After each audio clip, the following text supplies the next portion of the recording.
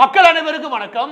நேற்று இந்த காதுகுத்து விழா பத்திரிகை, இந்த பத்திரிகை ஆன்லைன் முழு ஓடி இருந்துச்சு. அது சட்டப்பேரவையில் காதுகுத்து விழாவா அப்படின்னு சொல்லி எடுத்து படிச்சா அது திமுக தலைவர் M.K. ஸ்டாலின் தலைமையில மக்களுக்கு காதுகுத்து விழா அப்படின்னு சொல்லி அதிமுக ஒரு பிரச்சாரம் ஒன்று பண்ணியிருந்தாங்க. இது சுவாரஸ்யமா இருந்தது, ஓகே, காமெடியா இருக்கும் பார்க்கறதுக்கு உங்களுக்கு. ஆனா நான் உண்மையிலேயே இவங்க மக்களுக்கு காதுகுத்து விழா நடத்துறாங்க இல்லையா, இதுல நான் சொல்ல வேண்டிய ஒரு மிக முக்கியமான விஷயம், நிறைய பேருக்கு தெரியறதுக்கான வாய்ப்பும் கிடையாது. அப்படியான ஒரு விஷயத்தை சொன்னோம்னு வச்சுக்கோங்க, அப்பதான் தெரியும் உங்களுக்கு இவங்க வெறும் மக்களுக்கு காது குத்தல, இன்டர்நேஷனல் லெவலில் பல பேருக்கு காது குத்துறாங்க. யாரு? உதயநிதியும் M.K. ஸ்டாலின் அவர்களும் சேர்ந்து அந்த காது குத்த வச்சே நான் இப்போ ஒரு முக்கியமான சர்வே ரிப்போர்ட் ஒன்று சொல்றேன். அது என்ன அப்படின்னா, உங்களுக்கு பலருக்குமே தெரியாத சில விஷயம் என்ன அப்படின்னா, வெறும் கவர்மெண்ட்டுக்கு லோன் கொடுக்கறது மட்டும் கிடையாது, இன்டர்நேஷனல் இருக்கக்கூடிய ஒரு முக்கியமான சில அமைப்புகள், வேர்ல்டு பேங்க்கு கீழே இல்லாட்டி யூஎனுக்கு கீழே சில அமைப்புகள் என்ன பண்ணுவாங்க அப்படின்னா, ஃபண்டை திரட்டி நல்லதுக்காக மட்டுமே செய்வாங்க. அவங்க இன்ட்ரெஸ்ட்லாம் வாங்குறது கிடையாது. எப்படியாவது இந்த பூமி நல்லா இருக்கும், எடுத்துக்காட்டுக்கு காடுகளுடைய வளமாகட்டும், இல்லை கடற்கரை ஓரங்கள் ஆகட்டும், இல்லாட்டி தண்ணீர் தட்டுப்பாகட்டும், இந்த மாதிரி விஷயங்கள்லாம் பொதுவாகவே யூஎனுக்கு கீழே ஐநாவுக்கு கீழே கூட நிறைய அமைப்புகள் என்ன பண்ணுவாங்கன்னா ஃபண்டை திரட்டி அந்தந்த இடங்களுக்கு ஃபண்டை கொடுப்பாங்க. அது நிஜமாக சொல்கிறேன், ஏறக்குறைய இன்ட்ரெஸ்டே கிடையாது. அதை வாங்கி அந்தந்த அரசு இருக்கு இல்லையா, அவங்க நல்லது செஞ்சால் போதும்னு கொடுப்பாங்க. அப்படி சில அமைப்புகள் இருக்குது. அந்த அமைப்புகளை பற்றி பொதுவாகவே நமக்கு தெரியறது இல்லை. அதில் மிக முக்கியமான அமைப்பு யூஎன் கீழே டெவலப்மெண்ட் ப்ரோக்ராம் ஒன்று இருக்குது. இது ஒன்று. இரண்டாவது என்ன அப்படின்னா, கிரீன் கிளைமேட் ஃபண்டுன்னு ஒன்று இருக்குது. இது எல்லாமே யூஎனுக்கு கீழே அங்கீகரிக்கப்பட்ட அமைப்புகள். இது ஏன் நான் சொல்கிறேன் அப்படின்னா, இந்த கிரீன் கிளைமேட் ஃபண்ட் இருக்கு இல்லையா, இவங்க வேலை என்ன அப்படின்னா, கடலோரங்கள் இருக்குல்ல, கடலோர மாவட்டத்தில் இருக்கக்கூடிய அந்த மீனவர்கள் வாழக்கூடிய பகுதிகள் இருக்கு இல்லையா, இது இடங்கள் எல்லாமே பாதுகாப்பான பகுதிகளாக மாறணும், கடலும் நல்லா இருக்கணும், அவங்களும் நல்லா இருக்கணும், இதற்காக மட்டுமே ஃபண்டு ஒதுக்குவாங்க. இதை தாண்டி மக்கள் வாழக்கூடிய சூழல் இருக்குல்ல, இதற்காக ஃபண்டு ஒதுக்குவாங்க.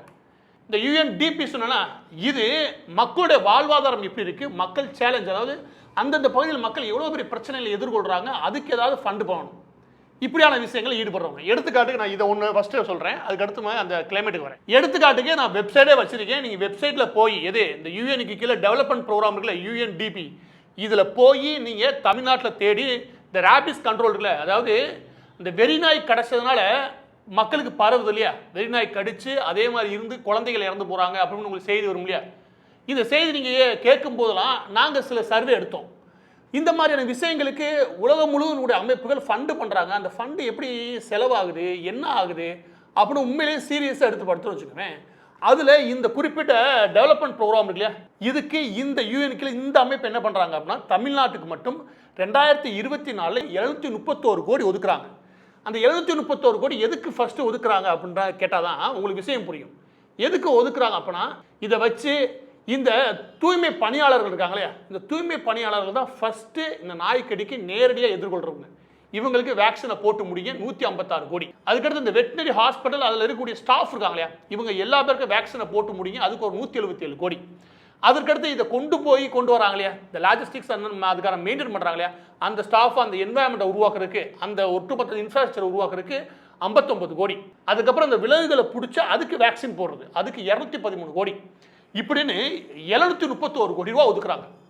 இது முழுமையாக ரிலீஸ் பண்ணல, முக்கியமான 2 ஃபேஸாக ரிலீஸ் பண்ணிட்டான்னு வச்சுக்கோங்க. இது எந்த அளவுக்கு செலவு பண்ணப்பட்டிருக்குன்னா கணக்கு காட்டுறாங்க, நம்பர்ஸ் இருக்குது, இவ்வளோ பேருக்கு நம்ம வேக்சின் போடணும்.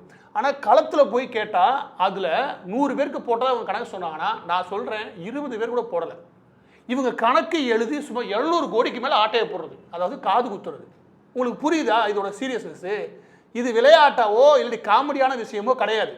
இந்த மாதிரி ஆர்கனைசேஷன் ஒதுக்கூடிய நிதி இருக்கு இல்லையா, இதெல்லாம் வட்டிலாம் கிடையாது. மக்கள் எல்லா இடத்துலையும் நல்லா இருக்குன்றதுக்காக இந்த வெறிநாய்க்கடினால எவ்வளோ சின்ன குழந்தைகள் இறந்து போகிறாங்க, எப்படியாவது 2030 இதை முழுமையாக நிறுத்தணும் அப்படின்னு சொல்லி இவங்க நல்ல விஷயம் செய்யறதுக்காக ஃபண்டு ஒதுக்குனா, எங்கேயோ இருக்கிற உட்காந்துக்கிட்டு இங்கே இருக்கிற பிரச்சனை தெரிஞ்சு அதுக்கு ஒரு 730 கோடி ஒதுக்குனா, அதை வாங்கி இவங்க வாயில போகிறதுக்கு திட்டம் போடுறாங்கன்னா இது எப்படிப்பட்ட விஷயம் பார்த்தீங்களா? நான் சொல்கிறேன், இந்த உதயநிதி இருக்கார்ல, இவர் தான் அந்த மாதிரி ஸ்பெஷல் ஸ்கீம் இருக்கு இல்லையா, தமிழ்நாட்டுக்கு வர ஸ்பெஷல் ஸ்கீம்ல இவர் தான் பொறுப்பு. இவருக்கு கீழே இருக்கக்கூடிய நண்பர்கள் இருக்காங்க பாருங்க, சூப்பரான நண்பர்கள், எல்லாத்தையும் ஆட்டையை போடுறதுக்கு ஒரு கும்பல் தீராங்க இவரை சுற்றியே. இவங்க எல்லாரும் ஆட்டையை போடுறது மட்டும்தான் வேலையே. எப்படி அப்படி உலக முதல்ல நிதி கிடைக்குது, அந்த நிதியிலேருந்து எங்கே எடுக்கலாம், இதையெல்லாம் பெருசாக தெரியவே தெரியாது. ஆனால் 736 கோடின்றது எங்கே இருக்குது? ஆனால் இதுவும் கடன் தான், ஆனால் வட்டி கிடையாது. மக்கள் நல்லா இருக்கிறதுக்காக ஒதுக்குறது இது ஒன்றா. இதுக்கு அடுத்து இந்த கிரீன் கிளைமேட் ஃபண்ட் ஒன்று இருக்குல்ல, அதை சொல்றீங்க. அதுதான் கடலோர மாவட்டங்கள் இருக்கு இல்லையா, இந்த கடலோர மாவட்டங்களுடைய பயோடைவர்சிட்டி, அதாவது அந்த கடலோர பகுதிகள் எல்லாமே வளமா இருந்தால் தான் அந்த மக்களும் வளமா இருக்க முடியும். அந்த இடங்கள் நல்ல டெவலப்மெண்ட்ல இருக்கணும், அது அழிஞ்சு போகக்கூடாது. அதற்கான ஏற்பாடுகளை செய்யுங்க. அது முக்கியமாக உலகம் வெப்பமயமாதலுக்கு அப்புறம் ஏற்படக்கூடிய சேலஞ்சஸ் இருக்கு இல்லையா, இதை எதிர்கொள்ளும் விதமாக இவங்க ஃபண்டு ஒதுக்குறாங்க.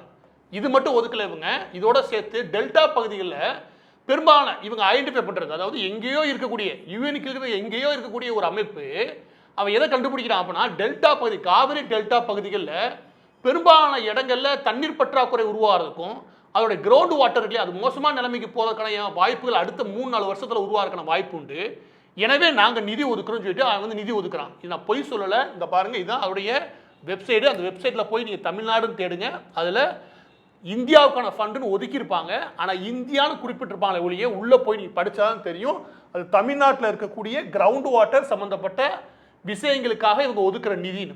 அந்த நிதி ஒதுக்கப்பட்டதுக்கான ப்ராஜெக்ட் இருக்குல்ல, SAP 064, ஓகே, இதுக்கு கீழே ஒதுக்கப்பட்ட நிதி 94 மில்லியன் USD, அதாவது அமெரிக்கன் டாலர். ஏறக்குறைய இது மாதிரி வெவ்வேறு ஸ்கீமில் இந்த குறிப்பிட்ட அமைப்பிட்ட மட்டும் கடலோரத்தை காப்பாற்றுறேன், உள்ளுக்குள்ள இருக்கக்கூடிய கிராமங்களுடைய அந்த கிரவுண்ட் வாட்டர் இருக்கு இல்லையா, அதை நான் ஏற்றுறதுக்கான ஏற்பாடுகள் பண்ணுறேன் அப்படின்னு சொல்லி ஒரு 700-800 கோடி ரூபாய் வாங்கியிருக்காங்க. இது எல்லாமே டேட்டாவே இருக்கும். இது என்னடா பண்ணீங்கன்னு சொல்லி சர்வே எடுத்தா நம்புங்க, இதோட லீக்கேஜ் மட்டும் 75% மேலே. அதாவது ஏறக்குறைய 800 கோடி வாங்கியிருந்தாங்கன்னா 600 கோடி ரூபாய் இருக்கு இல்லையா, அது எந்த இடத்துல போய் மறைஞ்சிச்சுன்னே தெரியவே இல்லை. இந்த மாதிரி நிதிகள்லாம் இருக்கு இல்லையா, ஓரளவு கண்காணிக்க முடியும். ஆனால் அதுக்கு மேலே இதை ஆட்டைய போறதுக்கான எல்லா வாய்ப்புகளுமே திமுக அரசாங்கத்துக்கு இருந்திருக்கு. அதை துணிஞ்சு பண்ணியிருக்காங்க. இது மாதிரி வெவ்வேறு அமைப்புகள், அதே மாதிரி FAO, food and agriculture organisation, இது UN கீழே இருக்குது. இதெல்லாம் சேர்த்து கடந்த 2.5 வருஷத்தில் இது மாதிரி ஏகப்பட்ட அமைப்புகள், இதெல்லாம் உங்களுக்கு கண்ணுக்கு தெரியறதுக்கான வாய்ப்பே கிடையாது. இந்த 2 வருஷத்தில் 2.5 வருஷத்தில் மட்டுமே நான் பார்க்குறேன் சுமார் 3000 கோடிக்கு மேலே. இந்த 3000 கோடிக்கு மேலே வாங்கி என்ன பண்ணியிருக்காங்க சர்வே பார்த்தா அதிர்ச்சியாக இருக்குது. 80% மேலே லீக்கேஜ், அதாவது சுமார் 2000 கோடிக்கு மேலே வேற எங்கிட்டோ போயிருச்சு, வேற எங்கேயும் போயிருக்காது. திமுகவுடைய தலைமை குடும்பம் அதை சுற்றி தின்னுடுறதுனால அவங்களுக்கு போயிருக்கும். எனவே இந்த காதுகுத்து விழான்றது வெறும் மக்களுக்கானது மட்டும்தான் எனக்கு தோணலை. இந்த காதுகுத்து விழான்றது உண்மையிலேயே MK ஸ்டாலின் உதயநிதியும் சேர்ந்து மக்களுக்கு மட்டும் காது குத்தல, சர்வதேச அமைப்புகளுக்கே சேர்த்தே தான் காது குத்துறாங்க. இது பார்க்க உங்களுக்கு முதலாவது காமெடியா தெரிஞ்சுக்கலாம், ஆனால் இதோட சீரியஸ்னஸ் புரிஞ்சுக்கோங்க. தமிழ்நாடு முழுவதும் சுமார் கடலோர மாவட்டங்கள் ஆகட்டும், இல்லாட்டி தண்ணீர் தட்டுப்பாடு இருக்கக்கூடிய மாவட்டங்கள் ஆகட்டும், இதுக்கெல்லாம் ஒதுக்கப்படக்கூடிய இந்த நிதி வெறிநாய் கடிச்சு குழந்தைகள் சாகுது, அதுக்கு தேவையான மருந்து இதையெல்லாம் வாங்கி வைதானா, அதை சாப்பிட்டேன்னா நீ எப்படிப்பட்ட மனுஷன் நீங்க சொல்லுங்க. நீங்க செய்தியை நான் இப்படியே தரேன், எதையுமே நான் கொடுக்கல, செய்தி நீங்க இப்ப சொல்றேன், நீங்க தேடுங்க. நெல்லையில் ஒரு 10க்கும் மேற்பட்ட நபர்களுக்கு வெறிநாய் கடிச்சது, அதுக்கு மருந்து இல்லை. இது போன ஒரு 6 மாசத்துக்கு முன்னாடி. அப்ப இங்க கொடுக்கப்பட்ட நிதி எங்கே தான் போச்சு? எங்கே போச்சு? இது நெல்லையில் மட்டும் கிடையாது. நீங்க விழுப்புரம் பக்கத்தில் கம்யூனிஸ்ட் போராட்டம் நடத்தினா வெறிநாய் கடிக்கு மருந்து கவர்மெண்ட் ஹாஸ்பிட்டல்ல இல்லைன்னு. அப்போ ஒதுக்கப்பட்ட 736 கோடி எங்கேயா போச்சு? இது எல்லாம் பாதிக்கப்பட போறது நீங்க, காது குத்துனது இவங்க. கொஞ்சம் யோசிச்சீங்கன்னா நல்லது.